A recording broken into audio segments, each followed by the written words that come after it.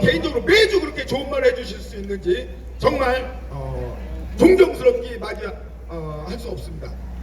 바로 여러분이 좋아하시는 연사를 모시도록 하겠습니다. 우리 곽성만 의원님을 모시도록 하겠습니다. 모두 큰 박수 보내주시면 감사하겠습니다.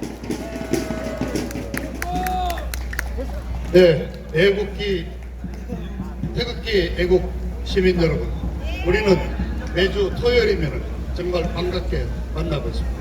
오늘은 좀 일찍 나오셨네요. 여러분들이 태극기를 들고 나오신 지가 이제 3년, 많이 힘드시죠? 또 눈에 보이는 성과도 없고 해서 답답해 하시리라고 생각합니다. 그런데 그렇지 않습니다. 바로 여러분들이 우리 태극기 집회가 대한민국의 역사의 진실을 바로잡고 있습니다. 오늘 제가 그 말씀 좀 드리려고 합니다. 여러분이 기억하시는 대한민국을 흔들었던 몇몇 큰 정치적 사건들, 그 사건들의 뒷면, 그 진실이 바로 여러분들에 의해서 지금 새로운 진실이 드러나고 있습니다. 역사가 다시 바로 잡히고 있습니다. 여러분, 몇 가지 예를 들어보죠. 2002년 대선을 앞두고 의정부에서 일어난 미군 장갑차 사고, 교선이 미선이 기억하시죠? 대한민국 전역을 반미불결로 몰아넣었습니다. 그 결과 이회창 총재는 떨어지고 노무현 좌파 정부가 집권했습니다.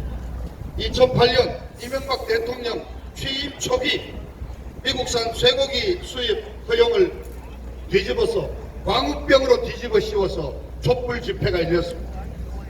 자, 여러분, 그 일에 미국산 쇠고기 먹고 미치거나 죽은 사람 단 한 명이라도 있습니까? 없어요. 가짜 뉴스의 바로 시작입니다. 2014년 박근혜 대통령 취임 2주년이 되던 14년 4월 수학여행 가던 학생들이 탄 세월호 침몰, 더 이상 말하지 않겠습니다. 그 사건을 가지고 우리 박 대통령을 얼마나 괴롭혔습니까? 말할 수 없는 정말 인격 살인을 했습니다. 2016년 박근혜 대통령 탄핵으로 시작된 이 정권 찬탈의 이 내용은 더 이상 말하지 않겠습니다. 바로 이러한 크나큰 사건들, 바로 좌파 종북 주사파들의 치밀한 음모에 의한 것이고 거짓과 선동에 의한 것이라는 그 역사적 진실이 이 태극기 집회를 통해서 대한민국의 이 토론을 통해서 드러나고 있습니다. 그리고 나아가서 이 큰 사건들의 배후에 북해 김씨 세서왕조의 지령 내지는 개입이 있었다는 사실 또한 밝혀지고 있습니다. 그래서 저는 대한문 이 광장을 통해서 여러분들의 태극기 집회를 통해서 우리 대한민국의 중요한 역사적 진실이 드러나고 있고 정의가 바로 잡힌다고 생각합니다. 자, 이틀 전 5월 16일 바로 5.16 혁명 기념일이었습니다. 자, 여러분, 58년 전에 5.16 혁명이 일어나지 않았더라면, 그리고 박정희 소장이 나타나지 않았더라면 지금 대한민국은 어떤 모습이겠습니까? 당시 대한민국의 국민 소득은 87달러였습니다. 1인당. 버마, 캄보디아보다도 더 못 사는 세계에서 꼴찌 수준에 달한 최빈공국이었습니다. 밥만 먹여주면은 월급 없이 공장에 다니고, 우리 어머니들은 머리 길러서 그 머리 달비를 팔아서 수출하고, 우리 누나는 정말 밥만 먹여주면은 남의 집 식모살이로 떠나갔습니다. 자, 박정희 대통령이 없었더라면, 58년 전 5.16 혁명이 없었더라면 지금 대한민국은 어떤 모습이었습니까? 바로 저 북한 2,500만 인민들이 처한 바로 그 상황 아니겠습니까? 그러나 여러분, 5.16 혁명은 군사정변에 의한 집권이라는 그 형식을 갖고 5.16 쿠데타로 정의돼서 지난 58년간 제대로 된 기념식 하나 없이 사라져 있었습니다. 바로 그것을 여러분들이 바꿨습니다. 이틀 전에 우리들은 국립묘지 박정희 대통령 묘역을 찾아갔고 5.16 당일날 아침 제1혁명군 지휘소가 있던 물레동, 지금은 물레공원 그 자리에 서 있는 박정희 대통령 동상 앞에서 추도식을 했고, 상암동 박정희 기념관을 찾아서 박정희 대통령의 그 지난 역사를 우리가 돌이켜봤습니다. 바로 우리 태극기 세력이 5.16을 되살렸습니다. 그리고 우리 대한민국 국민들 다시 제2의 박정희가 나오기를 지금 열망하고 있습니다. 자, 오늘은 5.18입니다. 5.18. 5.18은 5.16 혁명과는 반대의 길을 걸어왔습니다. 5.18 이 광주 사태는 어느 사이에 민주화 운동으로 둔갑이 되고 40여 년이 지금도 4천여 명의 유공자들이 어마어마한 혜택을 보고, 금전적인 혜택을 보고 있습니다. 광주와 전라도 이 5.18은 대한민국의 그 누구도 건드릴 수 없는 성역이 되고 있습니다. 특히 대중예술, 그중에 영화가 5.18을 미화하는 데 앞장섰습니다. 그러한 대중문화 예술을 통해서 그려진 5.18의 이미지는 어떤 것입니까? 한마디로 말하자면 5월 18일 아침 그 착한 전남대학교 대학생들이 김대중 석방을 외치면서 평화로운 시위를 하고 있었는데 갑자기 중무장한 특수부대가 경군으로 드러나서 그것도 소주를 잔뜩 마시고 취한 채 전라도 놈 씨를 말리러 왔다 그러면서 무자비한 학살을 가했다. 이것이 지금까지 39년간 우리 국민들에게 뒤집어 씌워진 5.18의 이미지. 과연 그랬습니까? 그 평화로운 집회를 경군이 진압했습니까? 자, 저희들은 몇 가지 의문을 제시합니다. 광주시를 비롯해서 인근, 화순, 나주군 17개 군에 분산 배치된 44개의 경찰 무기고가 하루 한날 동시에 털렸습니다. 4시간 만에 수만 자루의 카빈 소총과 수십만 발의 탄약을 탈취해 갔습니다. 아시아 자동차를 습격해서 장갑차 4대를 끌고 나오고 버스와 트럭 수백 대의 차량을 탈취했습니다. 광주 교도소를 6차례나 습격을 했습니다. 이게 그렇게 착한 전남대학교 대학생들이 한 짓이겠습니까? 아니라고 생각합니다. 저희들. 그래서 저희들은 그런 짓을 한 자들은 고도의 군사 훈련을 받은 대한민국에 이미 와 있던 고정 간첩을 중심으로 한 북한의 특수군이 침투했다고 저희들은 의문을 가졌던 것입니다. 합당한 의문이 아닙니까?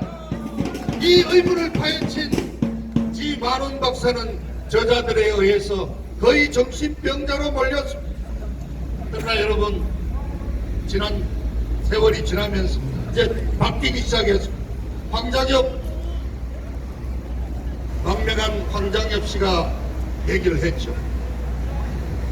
5.18 작업에 관련했던 통정부 관련 간부들이 5.18 이후에 전부 훈장을 받았다는 증언을 했습니다. 그리고 3만 명에 달하는 탈북자들이 내려오면서 5.18에 참여한 자기 집안 친척 아저씨, 자기가 모셨던 중대장, 대대장들의 증언, 엄청난 증언들이 쏟아졌습니다.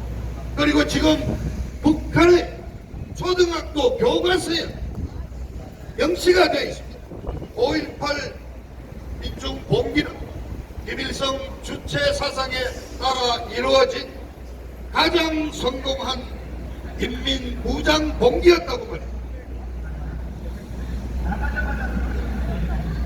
민주화 운동이 아닙니다. 어느 순간에 민주화 운동으로 탈바꿈한 광주 사태의 진면목이 드러났습니다. 그래서 우리들은 광주 사태는 대한민국을 정복하려던 유혈 사태로 일으킨 무장 폭동이었다고 단정합니다. 그리고 39년이 지난 지금도 매년 100명, 200명씩이 늘어나는 그 유공자들이 과연 진짜 유공자들이 맞는지 그들의 명단을 공개하고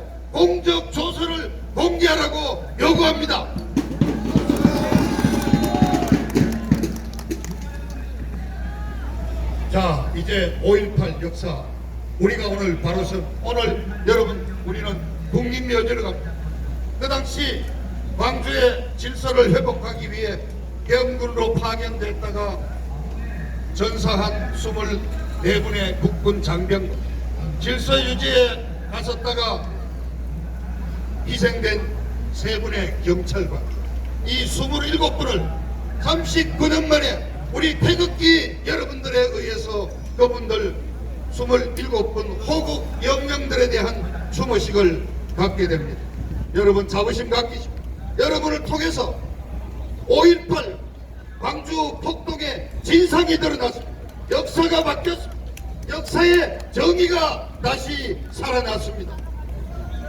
정말 자랑스럽습니다. 광주 사태를 바로잡는 것이야말로 종북 주사파 이 문재인 정부의 뿌리를 파헤치는 일대 큰 타격이 될 것입니다.